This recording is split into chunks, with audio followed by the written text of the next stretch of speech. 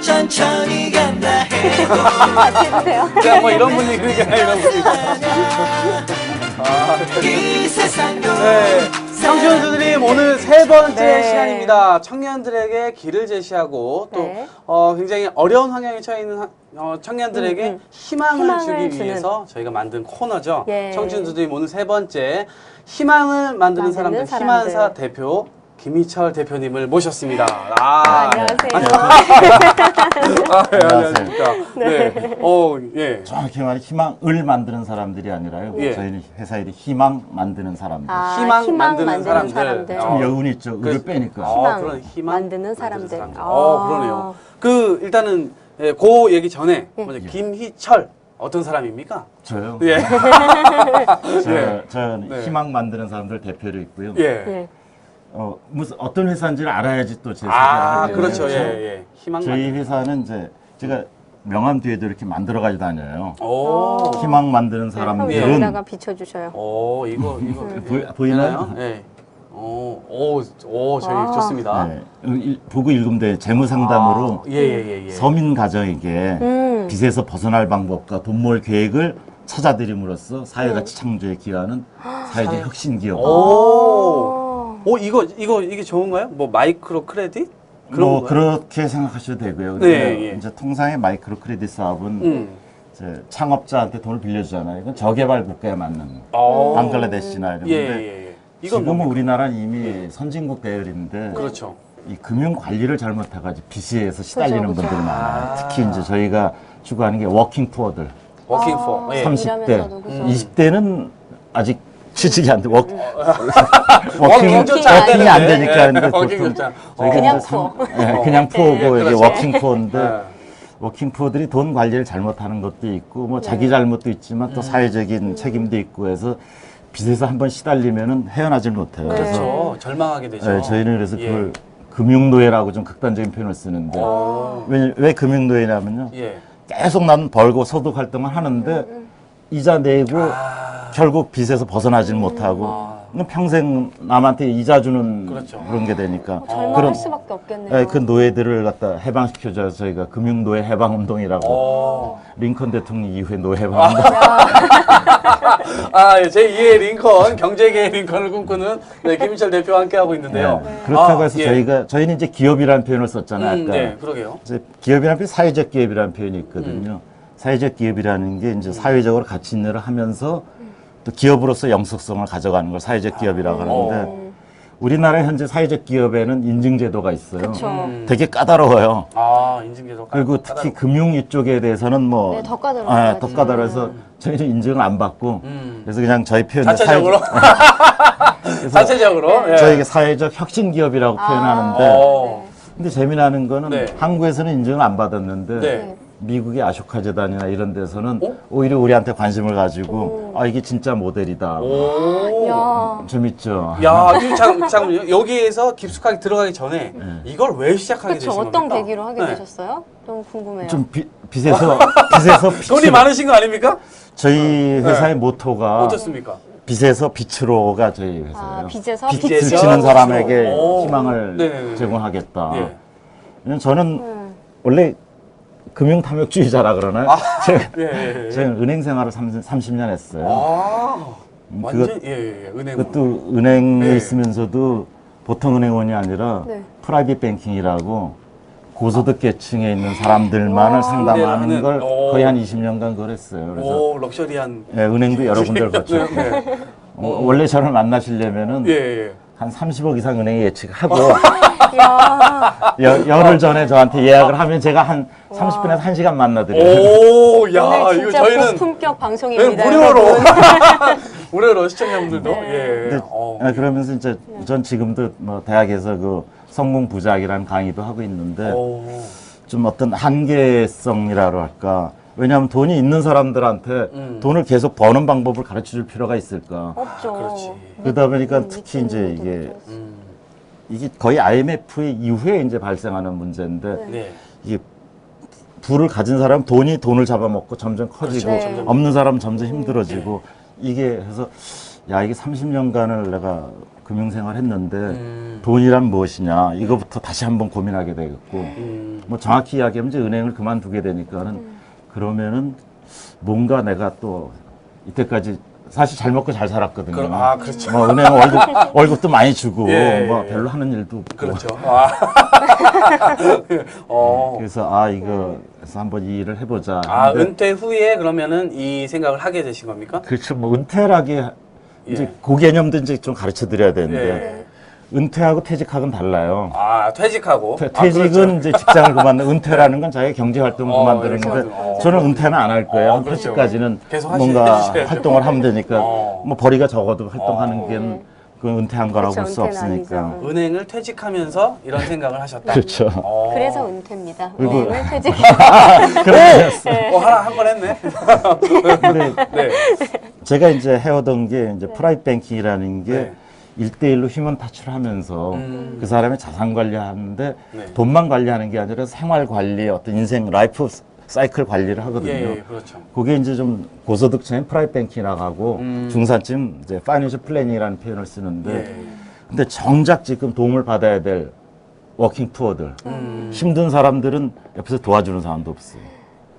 왜냐하면 빚에 시달리고 힘들어하는 사람은 조언을 받을 때도 별로 없고 힘들 때 왜냐하면 부자가 갑자기 힘들어지면 친구도 부자이기 때문에 금방 도와줘요. 그리고 서로 해결이 그렇지, 돼요. 그렇지, 근데 그렇지 못하더라고요. 그래서 정작 상담이 필요하고 같이 고민을 해줘야 될 사람들은 이 사회 이 바닥에 있는데 내가 이걸 못 보고 살았구나. 야, 이거 전문 용어로 그러니까 사각지대에 있는 사람들 그렇죠. 그런 거죠? 그렇죠. 소외계층이죠. 소외계층 예. 말하자면. 그 아무도 관심을 안 가져주는 예. 거예요. 아까 전에 워킹포 뭐 하여튼 뭐 30대 뭐 이렇게 말씀하셨는데 혹시 그렇게 상담을 받으신 뭐 경험들이 많습니까? 그렇죠. 굉장히 많죠.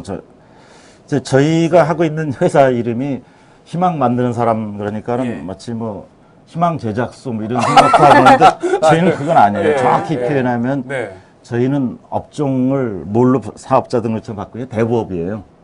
대부업이라고. 왜냐하면 그렇게 해야지 돈을 또 직접 빌려줄 수가 있으니까. 근데 대부업이라고 하면 보통 지금 막 그렇죠. 막 대부업 하면은 막 막 쫓아오고 막 돈 받으러 오고. 예, 그래서 뭐 우리 사무실 가면 뭐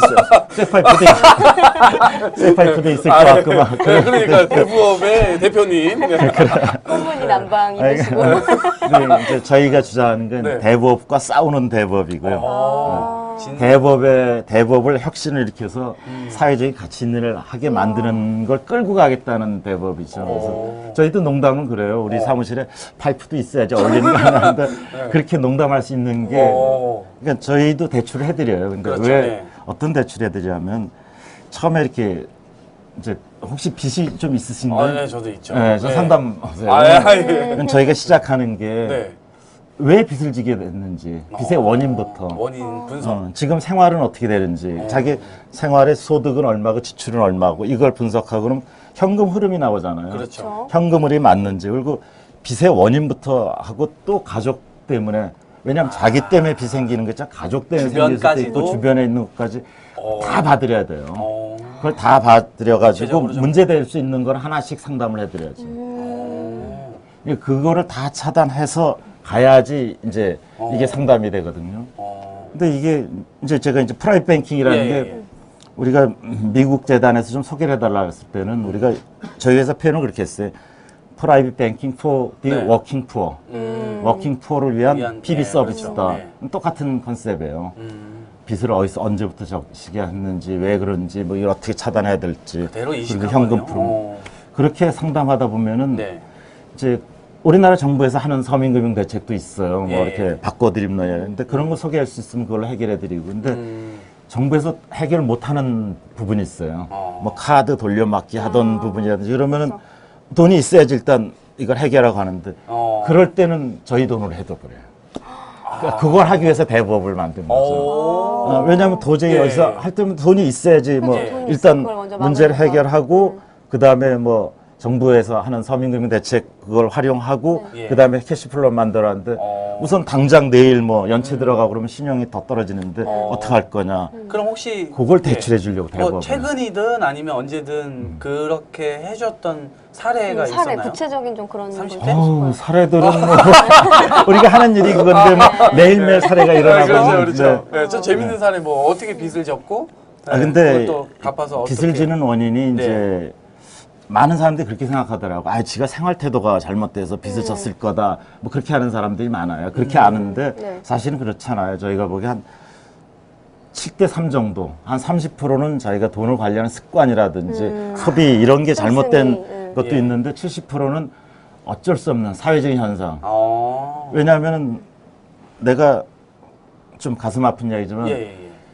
급여 소득이 높지 않아요. 작은 회사에 다니고 있어요. 갑자기 집안에 일이 있어 1,000만 원 정도가 필요해요. 안 해줘요, 은행에서. 왜? 신용 등급이 안 나와. 잘 그렇죠, 모르고. 그렇죠. 네. 멋없죠. 그러니까는 이제 할 수 없이 이제 제2금융권 가서 막 20 몇 프로 뭐 이렇게 캐피탈 가서 1,000만 원을 받아요. 근데 이런 환경에 있는 사람들이 또 집안에 갑자기 어머니가 아프시다든지 뭔가 또 그래서 일이 있구나. 또 일이 한 500만 원만 생겨도 이건 이제 안 해주는 거예요. 그러면 이제 대법체 가서 빌리고 그다음 그러면 네, 이자율이 뭐 한 그죠, 30%대가 어마어마해지죠. 넘어가면서 이 버티기가 힘들어지는 이자를 거죠. 계속 내야 되는데 이자, 원금도 이자를. 아니고 이자만 그럼, 내야 되는 네. 상황인데도 원래 연봉이 한 1억쯤 되면요. 네, 저를 가르치시는 고맙습니다. 나 부담스러웠어. 한 1억쯤 되시는 네. 분들이 대출을 한 1억 받겠다 그러면은 뭐 그렇게 어렵진 않아요. 오. 그리고 은행에서도? 예, 네. 은행 이자율도 한 5% 정도 내면 돼요. 예. 그러면 한 5% 이자율 정도면 내가 200일 일한다고 할 때 한 열흘 정도 일 더하면 더하면 이제 갚을 수 있잖아요. 근데 연봉이 한 1,000만 원 된다 그러면은 빌리려면요. 예. 한 30%를 줘야지 빌려요. 사회 현상이. 어, 그러면 그걸 갚기 위해서는 30%니까 한 두 1,000만 달, 원? 석 달을 일해야 되는 거죠. 오, 1,000만 원 빌리면은 30만 원 이렇게 되는 거죠. 그렇죠. 그러니까 왜 그러냐. 이 스코링 시스템을 계산하잖아요. 너는 얼마니까. 일전에 뭐 은행에서 뭐 대학 나왔으니까 몇 점, 고등학교 나면 몇 점 이렇게 계산하듯이 인간을 점수화시켜야 점수로 딱 때려버리니까는 그것 때문에 이자율도 나요. 그래서 저희는 이제 거꾸로 네. 금융 인본주의를 주장하는 게 이제 인간의 존엄성. 누가 그렇죠. 네. MC집을 갖다가 이렇게 점수 넌 몇 점짜리 네. 했냐 이거. 예. 나하고 이야기를 했냐, 그렇죠. 나를 상담했냐, 나의 인간성을 들여다봤냐, 나의 가치를 봤냐 할 때 네. 그런 문제가 있죠. 그럼 혹시 학자금 대출로도 상담 받으신 적이 있으신가요? 학자금 대출로 상담을 저희가 해드리지는 않고요. 이미 그건 학자금 사례가 대출 제도가 아니구나. 많이 있는데 예. 어떤 사례들이 나오냐면 학자금 대출을 받아서 이제 사회로 그치, 사회를 나왔는데 나는데 갚아야 할 소득은 없는데 학자금. 빚은 늘어나니까는 어. 거기에 시달리다 보니까는 다른 데서 빌리죠. 빌리면 소득은 없는데 빌리고 이자가 이자를 낳고 그러다가 이제 불법 사금융에 가서 그렇죠. 네. 하고 뭐 거기서 이제 망가졌을 때 오는 사례들이 있죠. 그러면 저희가 불법 사금융하고는 예. 어떻게 싸워서 이 사람들을 다시 왜냐하면 39% 이자 제한이 있는데 그걸 예. 넘어가는 건 이제 다시 청구할 수도 있고 그런 문제들을 하죠. 그리고 경우에 따라서는 이 사람들이 이제 빚을 지기 시작하면 마음이 급해지니까 네. 또 빚을 내서라도 뭐 이렇게 끌고 그렇지. 가는데 예. 경우에 따라서는 버티십시오 하는 것도 저희 상담이 들어갑니다. 오. 그냥 버티세요. 버티세요. 그리고 조금 힘든 사람은 개인회생이라는 제도라든지 그죠, 뭐 그런 걸 소개해주기도 하고. 그래서 연결. 그걸 다 네. 이렇게 보고 이제 종합적으로 연결하죠 저희가. 제가 예. 작년에 백화점에서 일을 했었어요. 네. 근데 그 매장이 각각 있잖아요. 그 네. 개인 매장이란 말이에요. 가게처럼. 네. 근데 그 매니저님께서 그 매장이 남성 의류 매장이었는데 월 매출이 천만 원이 넘는 데였어요. 근데 어느 날 갑자기 자살을 하신 거예요. 진짜 되게 잘 됐는데. 그래서 아, 저분하고 결혼한 사람 정말 좋겠다 생각했는데 자살을 했다는 소식이 있었는데 빚이 생겨서 사채를 그렇죠. 샀는데 아무리 그렇게 갚아도 해결이 안 되는 해결이 거죠. 안 돼서 목숨을 끊었다고. 그래서 아, 사채가 진짜 무서운 저희도 거구나. 뭐 그런 사례는 있습니다. 이렇게 저희 직원이 이제 상담을 했는데 가방에서 이렇게 물병 같은 거 꺼내가지고 이제 이건 버리겠습니다. 그래서 아 이거 뭔데요? 그랬더니 농약이요. 어. 이제 더 이상 답답해서 그렇죠. 이제 마지막으로 당신들이 희망을 준다니까는 네, 마지막 한번 찾아보네요. 대화를 해보겠다. 근데 어. 저희가 뭐 그냥 답을 드리는 건 아니에요. 예. 같이 때로는 같이 예. 위로해 주는 것만 해도 힘이 되고 그렇죠. 한번 네. 답을 찾아봅시다. 오늘 당장은 답이 없지만 우리 같이 고민하면서 찾아봅시다. 어쩜 그게 제일 해도 그 필요한 삶에 걸수 대한 있어요. 저게 있어요. 그래서 어.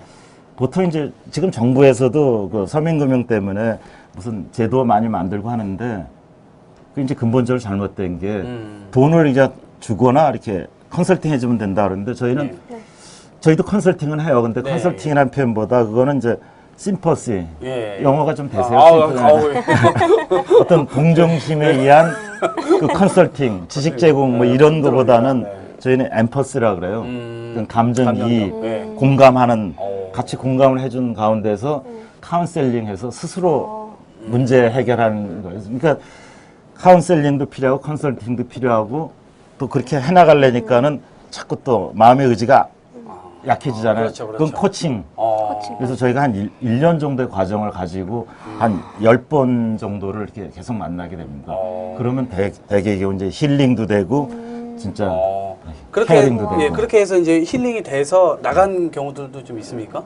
그렇죠. 네. 저희 한 3년 해왔는데 네. 저희가 지금까지 많이는 못 구했다고 봐요. 한 300여 가정을 구했다고 저희는 이제 가정이라는 표현을 쓰죠. 그렇죠. 예. 사람을 하는 게 아니라 그 예. 가정 문제를 전부 보니까 그래서 되게 이게 이제 빚에 많이 시달리면 제일 먼저 일어나는 현상이 네. 이제 가정 해체가 일어나기 네. 시작하고 그렇죠. 그게 이제 불화가 범죄로 일어나고. 일어날 수도 있고 뭐 자살 뭐 이렇게 가는 근데 그런 현상들이 좀 가슴 아프죠. 그게 그냥 단순히 자기 소비 행태의 잘못이었다면은 예.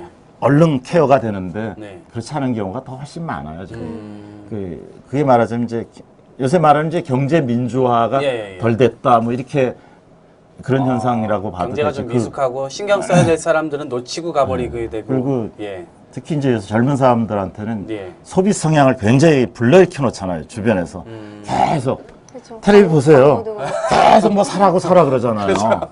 오늘 돈도 없는데 자꾸 사람. 돈 없다니까 카드 있어 카드 있는데 계속 하잖아요. 무이자 줄게 막 이러잖아요. 그게 제가 거, 피해자예요. 거기 빨리 들어가는 거예요. 네. 벌이는 없는데 무이자라니까. 특히 저희 이 청년들이 이 청춘동아리 방송 굉장히 많이 봐요. 네. 근데 이 친구들에게 권해주고 싶은 뭐 소비 행태. 그게 네. 빚을 쓰면 안 돼. 그러니까 결국에는 어쨌든 빚을 지지 않는 게 가장 중요한 문제잖아요. 그렇죠. 근데 어쩔 수 없이 지는 빚이라는 경우도 게 있지만. 이제 네. 제가 가끔 이제 예. 그 젊은 친구들한테 그 이야기를 해주는데 그 선녀와 나무꾼 이야기 있어요. 선녀나무꾼. 예. 그 선녀가 이제 나무꾼이 나무를 하러 가는데 선녀가 죽을 써주는 거예요. 어. 그러니까 나무꾼이 네. 네가 죽을 써주면 내 기운이 없어 나무를 조금밖에 못 해온다. 옆집에서 꼬서라도 밥을 해주라. 그럼 내가 나무를 많이 해오면은 그걸로 벌어서 또 우리 잘 살게 된다. 그래서 그게 예전에 맞았어요.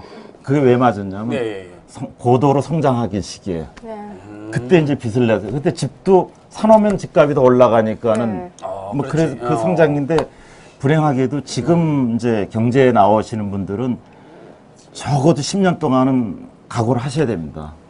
왜냐하면 이 버블 경제가 꺾어져 내려가는 시기 때문에. 예. 그래서 지금은 선녀 나무꾼이 어떻게 해야 되냐면요. 예. 선녀가 죽을 써줘라도 나무꾼은 예. 가서 죽을 힘을 다해서 나무를 더 해. 예. 그 조금 더 모아.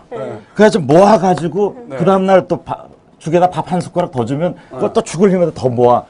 그렇게 해서 모아서 가야 되는 거지.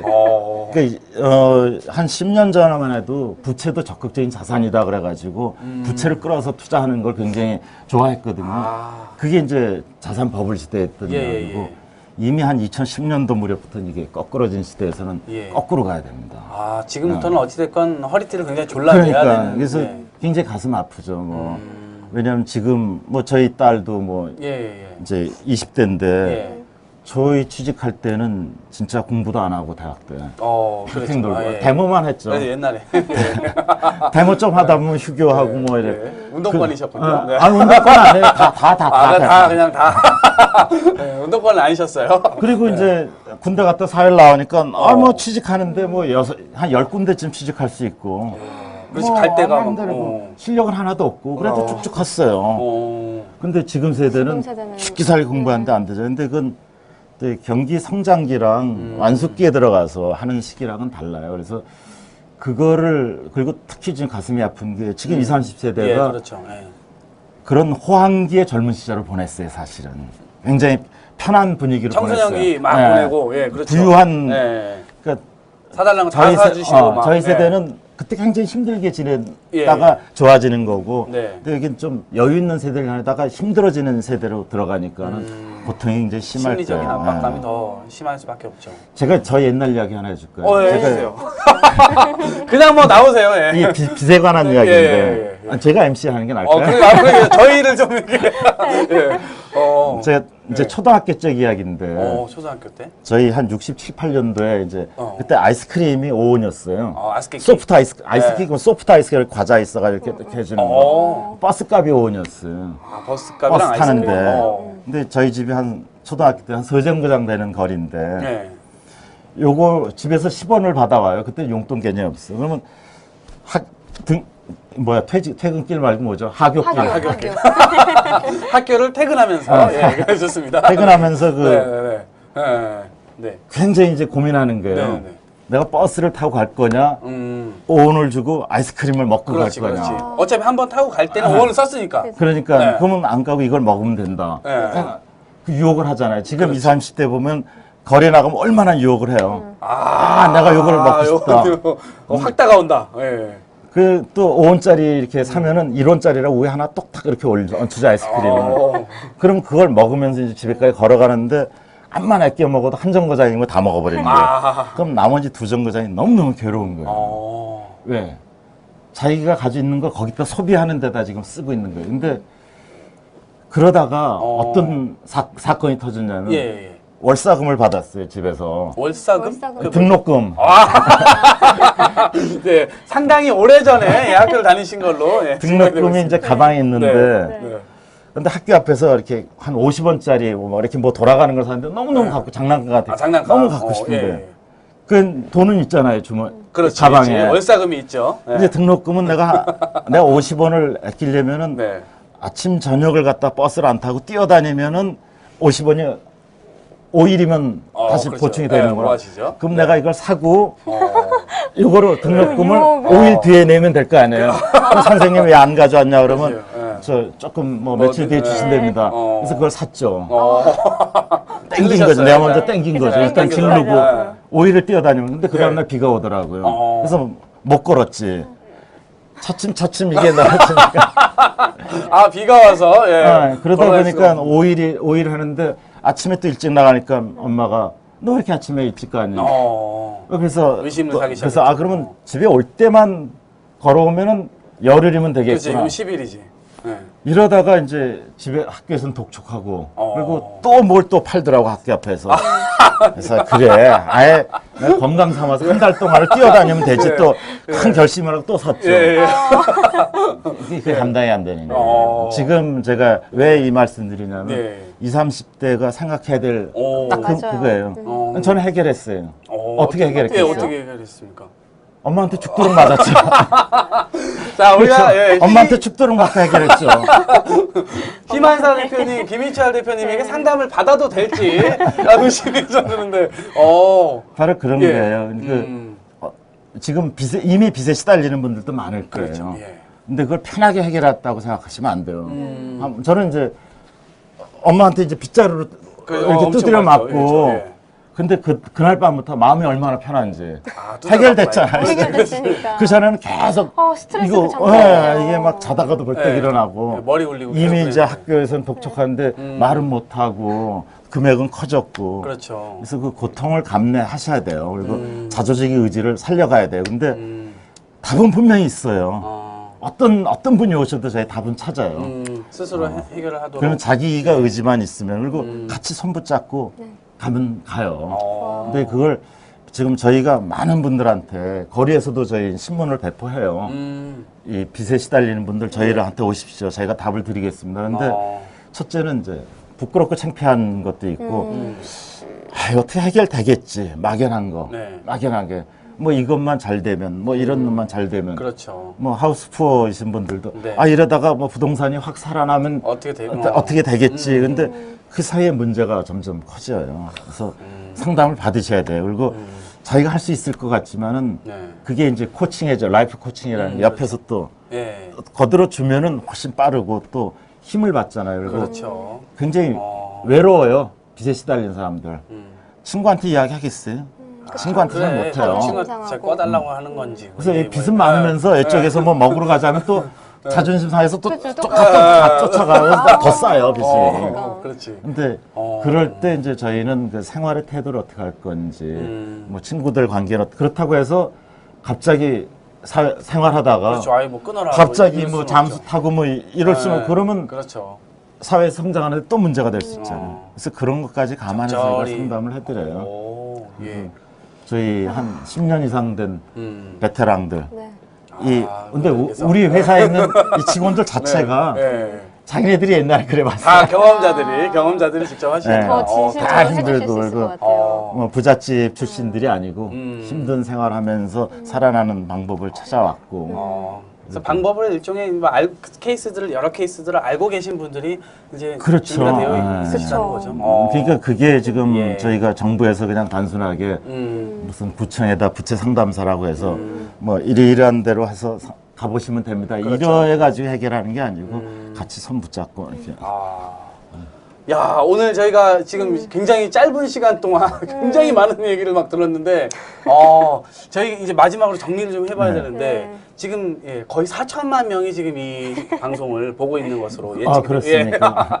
네. 그런데 특히 2030 청년들에게 뭐 이렇게 멘토로서 또 해주셔야 될 말씀이 있다면 정리 말씀 또 부탁드리겠습니다. 여러분들 좀 자신 있게 사셔야 됩니다. 자신 있게. 근데 저런 그 자기 삶의 가치관 지금은 네. 뭐라 그럴까 너무 돈에 전도돼 버렸어요.